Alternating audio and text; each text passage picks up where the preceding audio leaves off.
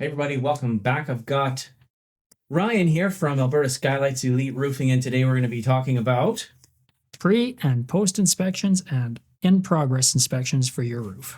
Okay, so paint a scenario for us. What happened to you where this became an issue or could have been an issue, but you caught it right in the nick of time?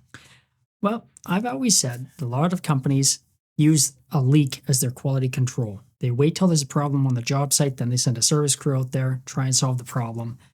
And we have always had a different philosophy on that. We should be there, we should be inspecting, we should be seeing, we should be a part of that roofing process. Even though it's our crews doing the job, we should be there as part of that process. Quite recently, we were doing a re-roof. I had a new crew on there, so go to see what they're doing. The first day, everything was looking good. We were on site. Come back the second day, and what a mess. Things did not go as planned. There were low nails all over the place. They tried shingling in over some rotted wood. They tried shingling in over some old prep. It was just, you got to hire people and you got to trust them to do their job, but how are you actually following up to see if they actually do? Fortunately, I was on the roof the second day they were there. I was able to see what it was, and we skidded them and got a different crew in there and started fresh, got everything up the way it is. The homeowner never was even the wiser. But the whole point of it being, if you're getting your roof done and so sells you it, who's actually checking to see what happens? Are we just waiting for the leak? It's never been a problem for me having to go and look at a roof and see what was or wasn't done properly. I can see low nails. I can see shingles that aren't lined up properly. I can see vents that are not installed correctly. If I'm seeing those things, what about the stuff I can't see? Once you start looking, you start finding, right? So gutters not cleaned, ground not cleaned up for a magnet, things like that. It's important. You should have somebody who's going through and doing an actual inspection before looking for problems that are going to happen, such as a deck needs to be covered up, a barbecue's got to be moved around, your air conditioner might have to be covered up during to make sure that the prep is being done the way it's supposed to be done, making sure that the wood isn't getting covered over when it's rotted, making sure the guys are nailing the way they're supposed to be. And then after, does everything look the way it's supposed to be? Is it to spec? Are the gutters clean? Is the ground clean? Those are all important things. So it's been in my experience, a lot of roofing companies don't do that, and it can lead to a lot of problems. Well, we've had many discussions about roofing warranties and how the shingle manufacturers will do anything in their power to not really fulfill the warranty, right? Yeah. And it seems to me like homeowners really, really need to understand what goes into this and what questions should they be asking their roofing contractor. Because just right there, those few things that you mentioned, what's it, low nails? Yeah, low nails, nails not being placed properly on the shingles. Modern shingles have a fairly large nail zone on them.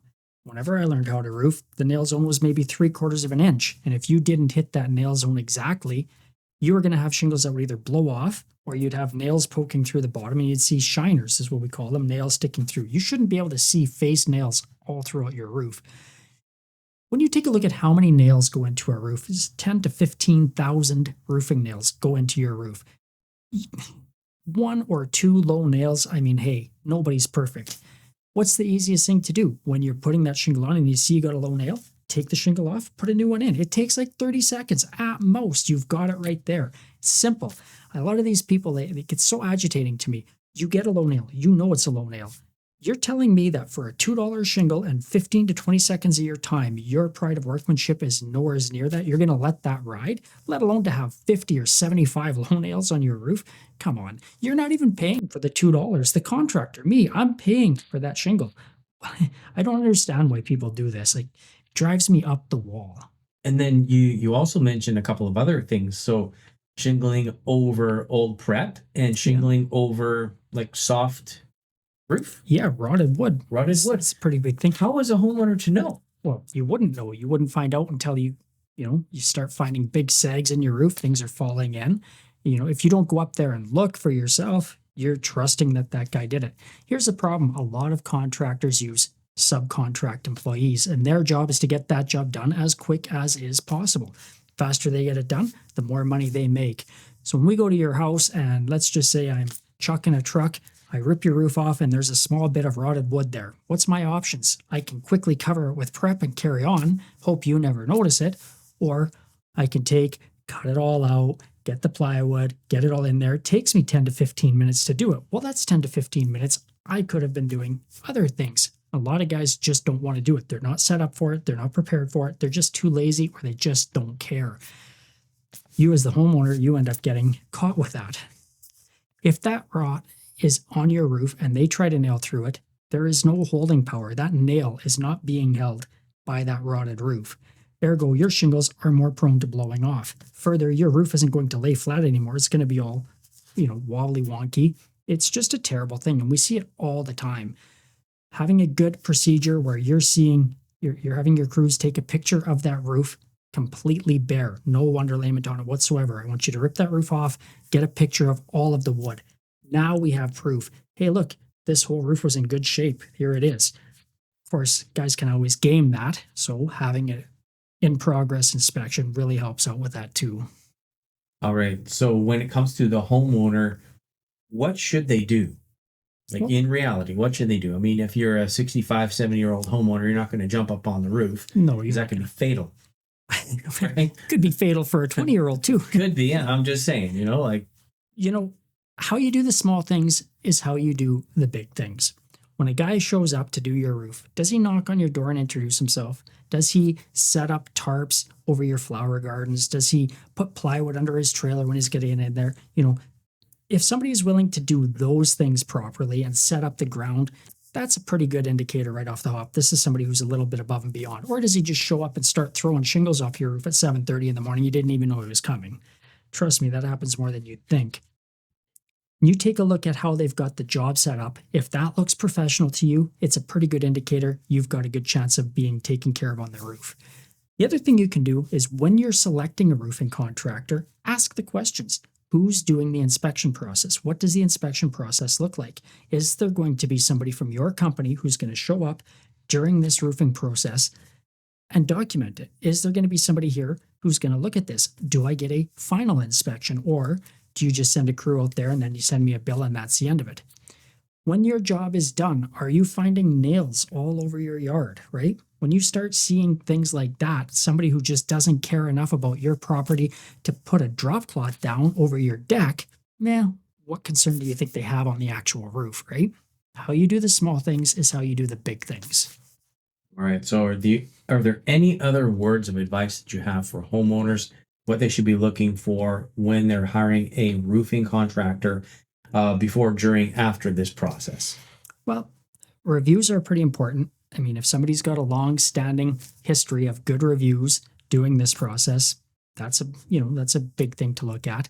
The size and the age of the company. If somebody is coming in and their company is brand new and guy has no experience with it, that might be a little bit iffy. What's your feel on the guy? Does he show up clean in a decent-looking truck, or has he got a 1986 Ford F-150 that's half falling apart? Right? These are all things you can take a look at. Once again, how you do the small things is how you do the big things. People can't fake that. They're either organized and they're on top of this stuff, or they're disorganized, and you're probably going to pay the price for that. Everybody can make a mistake. Everybody. I had a job we were doing just last week where I sent out the wrong purchase order to the supplier. What had ended up happening is the homeowner wanted his garage done. He added it after the fact, and I sent the house only purchase order out. It was my mistake. They happen. We had to take and bring the other 25 bundles out for the garage after the fact and get that done. Anything can happen on that. But taking and doing things like shingling over rotted wood, or using a piece of valley to close off a vent because you're too lazy to actually cut a piece of plywood for it, that's just unexcusable in my time. In my impression, you're either going to do your job properly or you're not. Given any one circumstance, a low nail or a few low nails on a roof, and I'm talking like less than 10, okay, it's never going to leak. Is it professional to the best standards? No, but it's also probably not going to ever be a problem. But when you've got low nails and you've got rotted wood you covered over and you've went over old prep, and all these things just add up. And now you've got what could be a really good install turned into a really bad install. And because you're GAF Elite certified, Master Elite certified, that wouldn't fly at all. You would fail that inspection. Well, GAF used to take and inspect every single roof we did for the Golden Pledge warranty. It used to be a part of the process. They don't do that anymore. They pretty much know and they trust us to do this. But let's just suppose I didn't go and take a look at that on that customer's roof. He had recently broken his leg. He's not crawling on the roof. And even if he did, he might not even know what to look for, right? I mean, looks like shingles. Yay me, right? What would happen in 7 years from now if that subpar install started causing problems? With most manufacturers, they'd wash their hands of it. Well, there goes your warranty. Chase after the guy who put it on there. GAF actually takes a look at it and they do what's called misapplication insurance. It's not really an insurance, it's a warranty. They have a misapplication warranty, part of the silver and golden pledge. Even if we did that roof wrong, 8, 12, 15, sometimes 35 years down the road, depending on the warranty you choose, they would actually pay us to fix that. So it's not unique to GAF. There's a couple of other manufacturers that have that workmanship component, the misapplication component with it. What is unique to GAF is they pay no matter what. Most of the other manufacturers that have that warranty, they look at it and they say, okay, Trevor, your company did this roof 6 years ago and it needs to be fixed. You're going to pay to fix it. And if you don't, then we'll take care of the homeowner. So now you as the contractor are on the hook for, I got to replace this whole roof. That's coming out of my pocket. I had this great warranty, but I got to pay for it. If you're a GAF Master Elite contractor, it's completely flipped. I get paid to fix it. So if your roof was installed subpar and you've got two options here, who would you rather have that warranty? The manufacturer's paying me to fix it, or I got to pay to fix it and the manufacturer will cover it if I don't? Personally, I would rather know that the person who's going to fix that roof is getting paid to fix that roof. A lot less likely they're going to cut corners. It takes a lot of that self-interest out of it, right? Yeah, no, you said it all there. Yeah.